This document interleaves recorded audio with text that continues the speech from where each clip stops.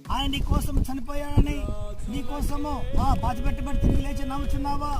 ఆయన బాధగా తిరిగి లేచి ఆయన లాంటి జీవితం జీవిస్తావా? క్రీస్తు కలిగిన మనసును కలిగి ఉంటావా?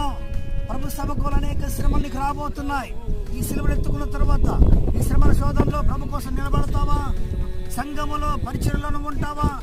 దేవునికి ఇచ్చే విషయంలో దశభాగాల విషయంలో ప్రభు దేవునికి ఇస్తావా? మరి కష్టంలో నష్టంలోనూ ప్రభు దేవునికి ఉంటావా?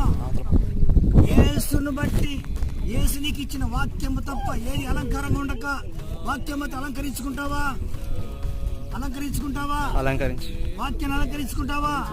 ఇది నుంచి ప్రభు సముఖంలో వాక్యము తప్ప ఏది అలంకరించుకోనని ప్రభు కోసమే జీవిస్తారని తల్లి ప్రమాణం చేసింది. బ్రహ్మదేవుడు నాకు ఇచ్చే అధికారం బట్టి భూమిని ఆకాశాన్ని సాక్షిగా పెట్టి నాకు ఇచ్చే అధికారం బట్టి తండ్రి కుమార పరిశుద్ధాత్మ నామములో ఈ తల్లికి బాబు ఇస్తున్నాను తండ్రి. ఆమేన్. స్తోత్రం.